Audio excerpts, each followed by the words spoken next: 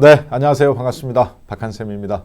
자, 이슈 인사이트 오늘 21번째 강의가 시작되었습니다. 오늘 강의 주제는요. 하락은 예고편을 보여주지 않는다 라는 주제로 함께 하겠습니다. 여러분들은 선택을 할 수 있습니다. 즉 TV 방송은 그 시간에 안 보면 안 되지만 요즘은 VOD도 있고 또 보고 싶으면 보고 나중에 녹화 방송도 볼 수 있지 않습니까? 그런 것처럼 진짜 하락의 예고편을 보여주지 않는 건지 여러분들이 이 의미가 무슨 말인지 끝까지 한번 잘 들어보셨으면 좋겠습니다. 예고편은 없지만 어떤 징후들은 또 나타내고 있거든요. 보통 우리가 그렇게 이야기를 합니다. 요즘 시장이 사실 어제 미국 시장이 저는 불어본 적은 없습니다. 왜? 미국은 미국이고 한국은 한국이잖아요. 혹시 여러분들이 비웃으실지 몰라도 워렌 버핏을 단 한 번도 불어해 본 적이 없습니다. 제가 주식 인생 22년인데요. 진짜 단 한 1초도 불어해 본 적이 없습니다. 왜? 거기는 거기대로 가치 투자를 하면 되는 거고 한국은 한국대로 다이내믹한 시장이잖아요. 그리고 워렌 버핏 못지않게 여러분 저도 주식에서 만족한 삶을 살고 있기 때문에 불어해 본 적이 없는데 정말 오늘만큼은 미국이 부러웠습니다. 왜 그러느냐? 최근 미국이 3일 연속 상승했어요. 신고점을 연속 3일 연속 계속 상승했습니다. 그러면 일본도 또 신고점을 30년 만에 또 상승했고 잠시 뒤에 차트 보신다면 그러면 오늘 우리나라 시장도 그래도 가슴에 손을 얹고 태극기를 바라봤을 때 양심이 있다면 최소한 팔지는 말았어야죠.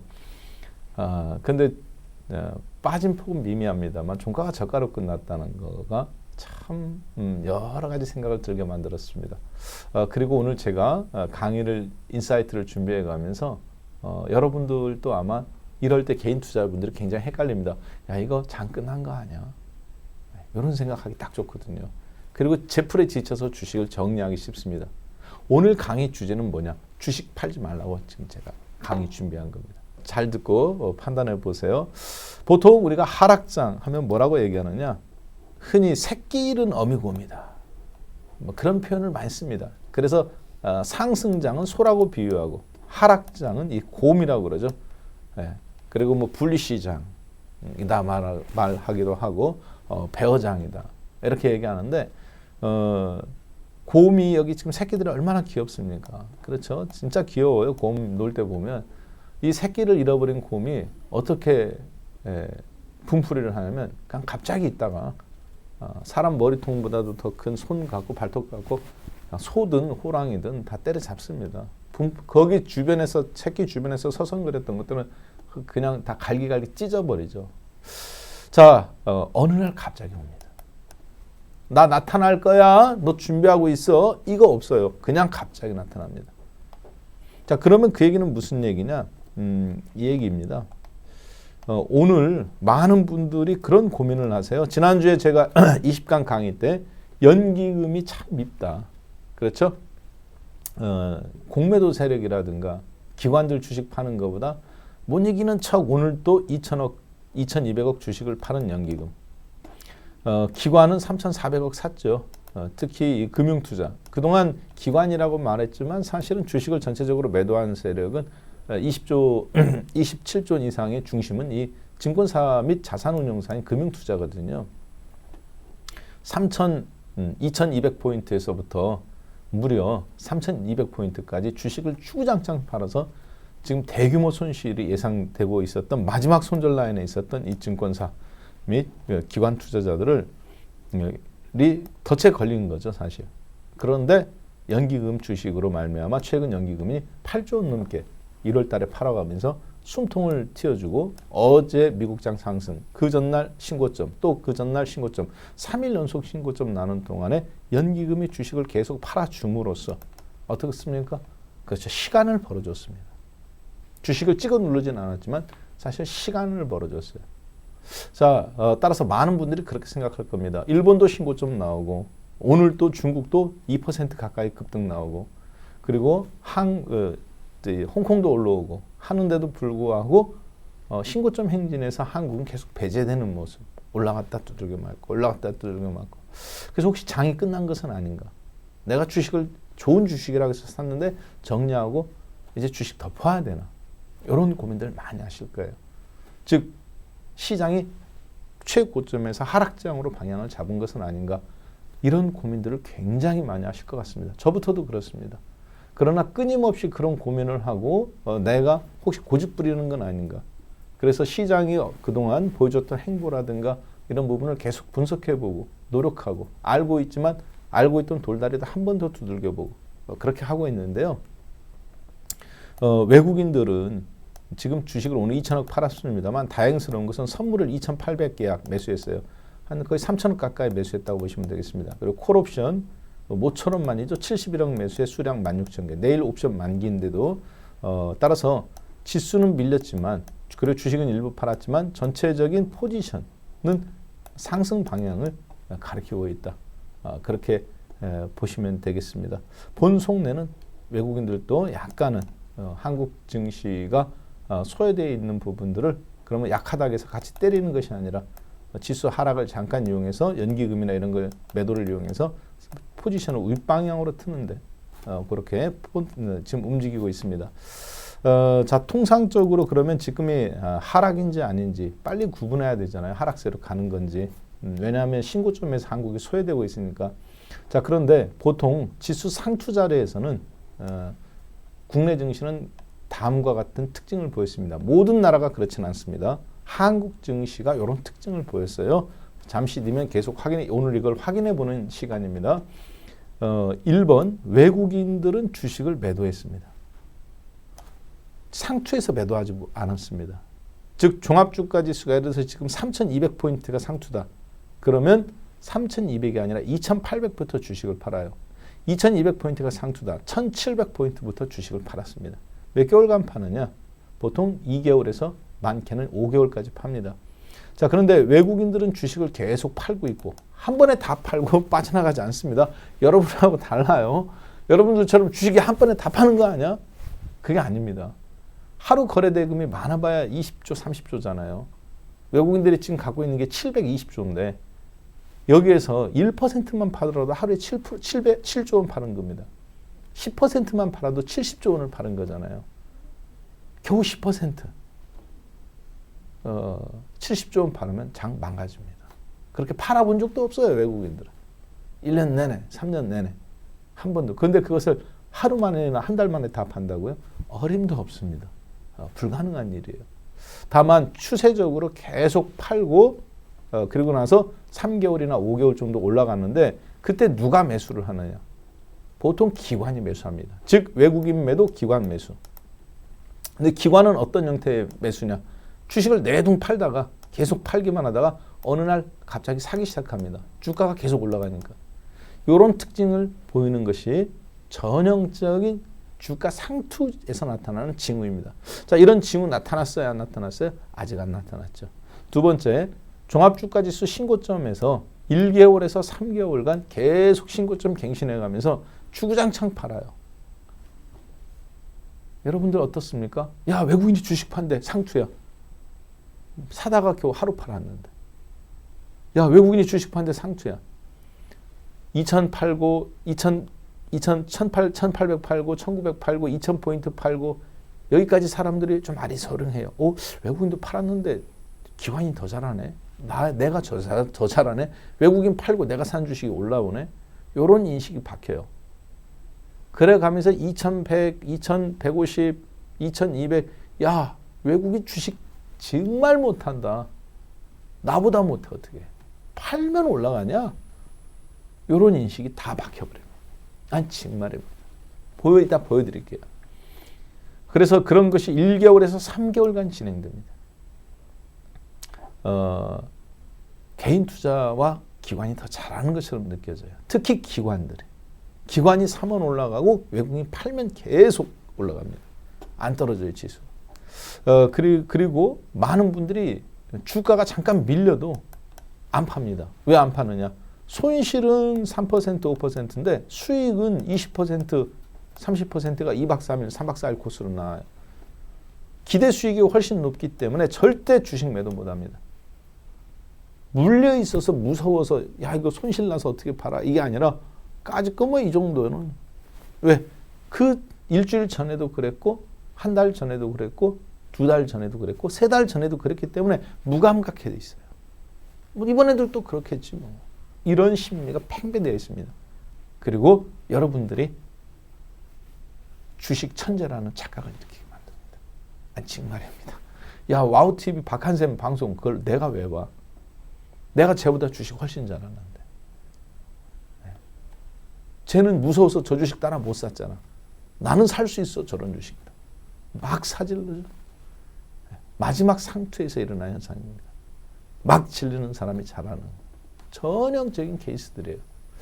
자, 그런데 이 세 가지 징후들이 보편적인 징후인데 국내 증시에서 지난 20년간 나타났던 IMF 이후에 어떻습니까? 지금 이런 징후 중에서 한 가지라도 나타나는 게 있나요? 아직은 없어 보입니다. 예고편을 보여주진 않지만 어떤 등장인물들이 있어요. 그들이 드라마를 어떻게 엮어갈지는 솔직히 각본 없는 드라마이기 때문에 대본 없는 드라마이기 때문에 알 수는 없습니다. 예고편이 어떤 모습을 비극으로 끝날지 희극으로 끝날지 코미디를 진행할지 아니면 오파라로 나올지 중요한 건 등장인물이 어떤 옷을 입고 나오는데 외국인들이 귀족 옷을 입고 나와가지고 기관 육두품한테 싸대기를 매일 두들겨 맞습니다. 네. 그리고 일반 개인 투자자분들 이제 막 주식 투자 시작한 분들보다도 더 수익을 못해요. 걔들은 계속 팔고 개인은 계속 사는데 수익이 잘 나는 구조. 불꽃놀이까지 없죠. 아직 등장인물들이 나타나가면서 그런 징후 스토리들이 전혀 없죠. 자, 그리고 지난주에 했던 내용인데 잠깐 한번 보겠습니다. 지난주에 뭐 공매도보다 연기금이 더 얄밉다겠죠. 2조 1,200억 원이 2009년도 4월 달 한 달간 가장 많이 때린 거 있는데 연기금 역사적으로 지난 12년간 한 번도 그런 현상이 없다가 1월 달에 이번 연도 2021년도 1월 달에 8조 600억 원을 때렸다. 4배나 많게 갑자기 때려가면서 뜬금없이 연기금 포트폴리오 조정이다 라고 이야기하는데 그것을 SAA 즉 스트래티지 즉 전략적 자산 배분에 의한 거라고 합니다. 많은 사람들이요 이 전략적 자산 배분이 무조건 줄여야 된다고 생각해요. 절대 그렇지 않습니다. 전략적 자산 배분을 결정하는 건 누구냐? 연기금 위원회가 있어요. 삼성물산 합병하는 거 연기금이 찬성하면 안 된다라고 연기금 위원회가 조언해줬죠. 의사결정 기구는 아닙니다. 그러나 거의 절대적이에요. 자, 그런데 삼성물산 연기금에서 손들어줄 때 그 연기금 위원회에서 그렇게 하면 안 된다고 했는데도 그때 제일모직 합병하는 거라든가 손들어줬잖아요. 연기금에서 그렇게 결정했죠. 자, 근데 지금은 뭐라고 그럽니까? 16.5% 전후에 맞춰져 있는 SAA 전략적 자산 배분 그래서 한국 비중을 줄여야 된다라는 연기금 위원회가 이걸 조언해야 들어줄 수 있거든요. 근데 당시에는 트럼프 정권 하에서 금리가 2%일 때 나왔던 거잖아요. 우리나라 경제 성장률보다 미국이 더 높을 때였고 그러니까 해외 파트를 늘리는 게 맞죠. 근데 지금은 전 세계에서 경제 성장률 플러스 난 나라는 한국밖에 없지 않습니까? 중국과 한국.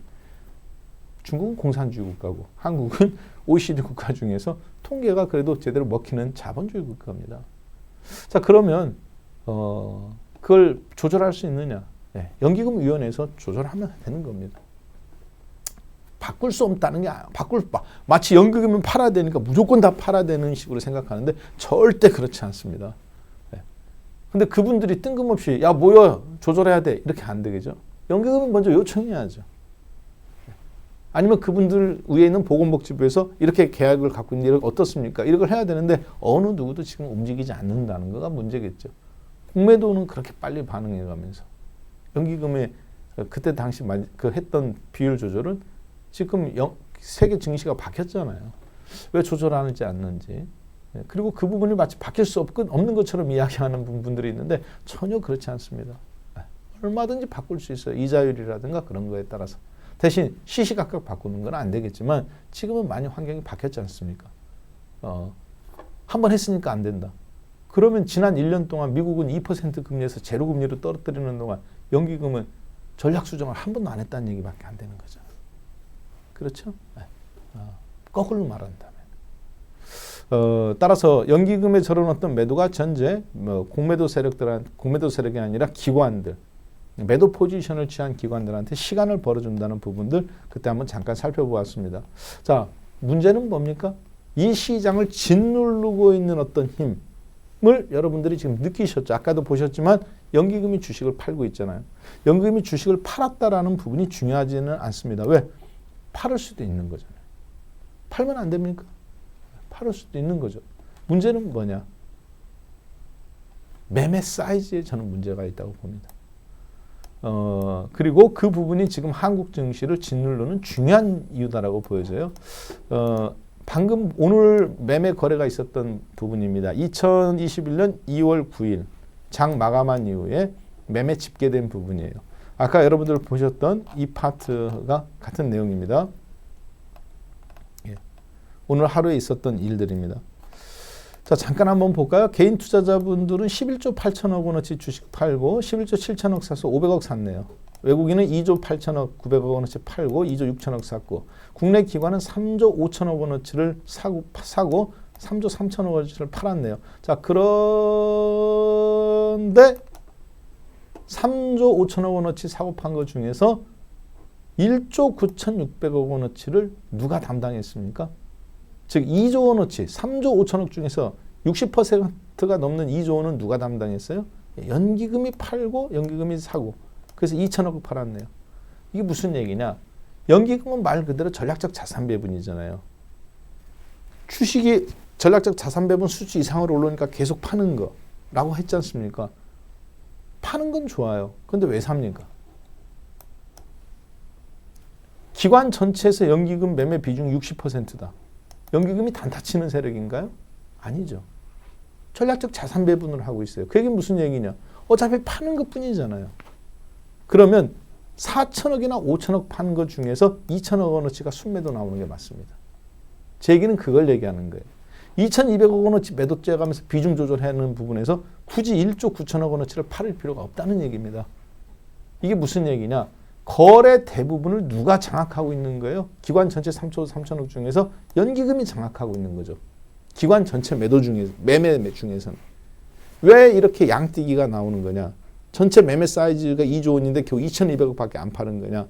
왜 그러냐면 새치기를 못 합니다. 그러면 삼성전자를 예를 들어서 10만 주 팔고 9만 주 사고 1만 주밖에 안 파는 거죠. 이거하고 9만 주 매수하는 세력한테 단순하게 1만 주 판 거하고 찍어 누르는 힘의 깨기는 어떻습니까? 완전히 다른 게임입니다. 다시 한번 삼성전자를 10만 주 매수하는 데다가 1만 주 때린 거하고 순매도 1만 주잖아요.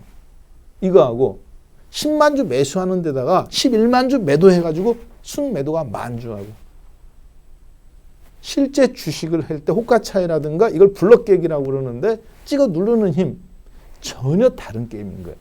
순매도는 1만 주입니다. 즉 순매도는 2천억에 불과하지만 1조 9천억과 3조 3천억 중에서 2조 원 가까이 매도 때렸다는 것은 연기금이 전체 기관 매매 비중에서 압도적인 것을 차지한다는 그 의미입니다. 외국인들은 주식에 별로 관심 없습니다. 왜 관심 없느냐? 선물 보세요.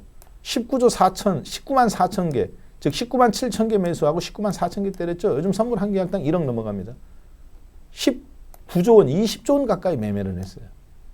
기관은 개인은 6만 8천 개, 기관은 2만 5천 개. 개인은 주식이 주고 외국인은 선물이 줍니다. 왜? 한국 시장에서 주식 사고 팔지 않고 선물로 지금 컨트롤 게임 하고 있는 거거든요. 자, 따라서 그것만 보더라도 어느 쪽에서 전략적으로 공을 들이고 있는지 알 수 있겠죠. 기관 전체에서 매도 세력은 연기금이 사실 지금 절대적입니다. 기관들은 이 금융투자권은 사실 지금 실탄이 거의 떨어져 갔다고 저는 봅니다. 이거 매수한 거 진짜 매수 아니에요. 실탄 확보성 매수라고 보여집니다. 자, 문제는 뭐냐? 오늘 같은 날 저런 어떤 흐름 속에서 왜 이게 굉장히 중요하냐면 미국 시장은 어제 어떻습니까? 나스닥 지수 0.95% 올라가면서 신고점 나왔죠. 이 부분이 신고점이었습니다. 그렇죠? 종가 기준으로.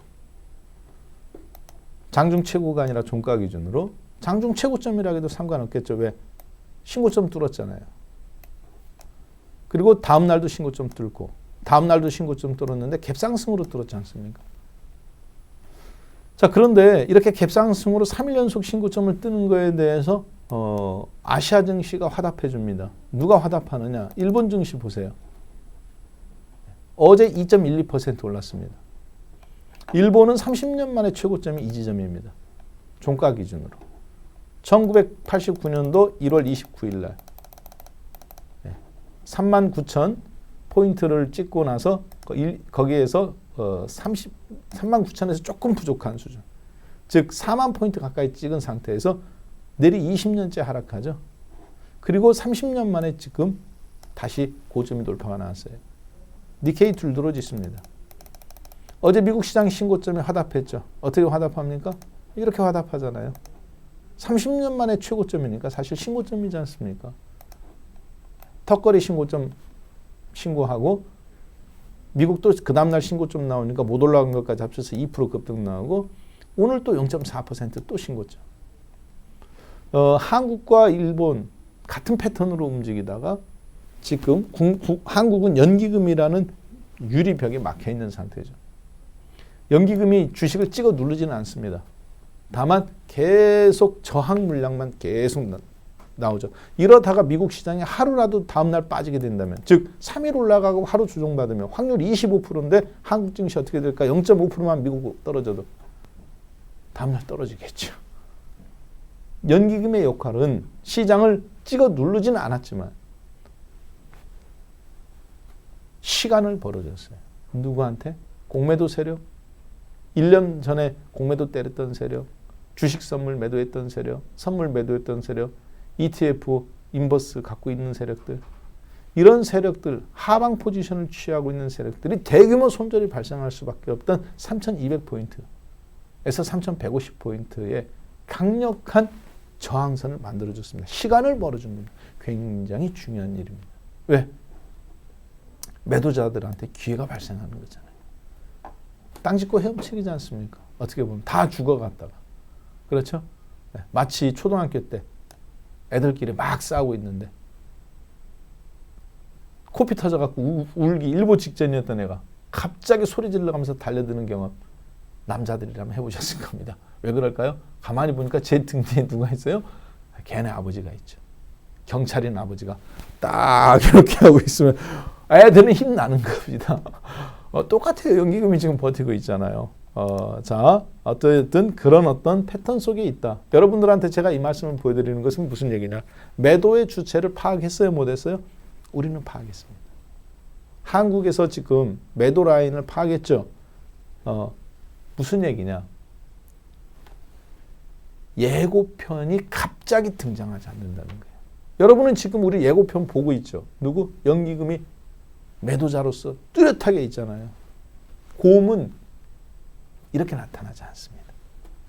나 연기금이야. 주식 팔을래. 앞으로도 더 팔을 거 있어. 이런 식으로 매도자가 나타나지 않습니다. 한 번도 주식시장에서는 서브프라임, 2002년 중국 사태, 2007년 서브프라임, 2012년도 동유럽 사태, 그리고 지금 얼마 전에 코로나 2020년, 그 전에 한국 IMF, 2002년 미국 경기 불황, 단 한 번도, 정말 단 한 번도 테러라든가 질병이라든가 전쟁이라든가 이런 걸로 인해서 주가 하락 추세가 나온 적은 한 번도 없습니다.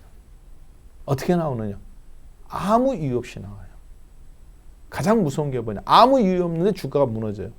나중에 분석해 보니까 프로그램 매매 때문에 붕괴됐다든가, 부동산 갖고 파생 상품을 일으켜서 그것이 파악되지 않은 부분이 서브프라임으로 나왔다든가, 코로나처럼 갑작스럽게 뭐 나왔지만 금방 극복한 케이스, 이런 건 진짜 하락이라고 볼 수 없겠죠. 어떤 문제가 있느냐? 항상 시스템적인 문제가 있습니다. 예고하지 않았던 어떤 시스템의 취약함, 프로그램이라든가 서브프라임이라든가 파생금융상품이라든가 이런 부분에서 감춰져 있던 부분이 도미노 현상처럼 파괴력을 일으키면서 나타나는 거. 지금 미국에서 가장 무서운 게 뭡니까? 그렇죠. 미국 국공채 이자율이 0.0, 금리는 제로 금리인데 국공채 이자율이 지금 0.8에서 최근 들어서 0.2 근처까지 어제 올라왔잖아요. 10년물 T노트라고 불리는 10년물 국공채가. 금리가 올라간다는 것은 국공채 가격이 떨어진다는 거죠. 시스템적인 취약성을 갖고 있어요. 왜? 양적 완화 조치 돈을 너무 많이 투자했으니까. 근데 바이든 후보가 또 1조 9천억 하고 6차 예산까지 편성 준비하고 있다니까. 달러 가격 떨어지면서 국채 가격 떨어지고 이자율은 올라가는 거죠. 왜? 이자율은 돈에 대한 대가인데 신용이 불량할수록 이자율이 높죠. 10년물 국공채 가격이 올라간다는 것은 이자율이 올라간다는 것은 국공채 가격이 떨어진다는 겁니다. 달러의 취약성 때문에. 이런 시스템적인 붕괴가 사실 가장 무서운 겁니다. 이게 하락장이에요. 갑자기 나타나죠. 사람들이 컨트롤하지 못했던 부분에서, 예고하지 못했던 부분에서. 근데 지금 그런 현상이 나와요, 안 나와요? 새끼 잃어버린 곰과 같이 갑자기 탕 튀어나옵니까? 아니죠. 어디서 나옵니까? 연기금이야, 나. 예고되어 있죠. 나 주식 판다? 이럴 때 하락 안 나옵니다. 그렇게 나타나지 않아요. 갑자기 시스템적인 붕괴로 나오지. 따라서 아직은 아니라고 보여집니다. 그래서 하락은 예고편을 보여주지 않는데 연기금은 어떻게 했어요? 그렇죠. 예고편을 보여주죠. 내가 하락장이야. 하면서 손톱 퓨 한 개 1조 원씩 확 긁어버리죠. 시장. 표현이 좀 그랬는지 모르는데 그래가면서 아직도 긁을 거에 20조 정도 남아있어. 이제 겨우 12조 긁었어. 한 달 동안. 이런 표현을 쓰는 것 같습니다. 무섭지? 너희들 주식 살고 싶지 않지? 이렇게 말해주잖아요. 이렇게 안 나타나요. 갑자기 새끼 뺏긴 곰처럼 갑자기 나타나서 여러분을 찢어버립니다. 그렇지가 않아요. 지금은. 예고편을 보여주죠. 연기금이. 하락장이라고 사실 볼 수 없다라고 판단됩니다. 자, 그리고요. 통상적으로 이게 지난 과거 우리나라 주식시장의 움직임입니다. 잠깐 보겠습니다. 국내 증시인데요. 2002년도에요. 종합주가지수 약 483포인트 주봉입니다. 480포인트에서 1000포인트까지 이렇게 올라가는 구간. 2002년도 4월입니다. 주봉인데 위에 건 외국인들 누적 수급입니다. 지난 5천일간. 그러니까 이것이 플러스에서 마이너스로 플러스다 그런 누적이 중요한 게 아니라 이렇게 늘어나는 게 중요한 겁니다. 마이너스나 하더라도 이렇게 늘어나면 되는 거예요.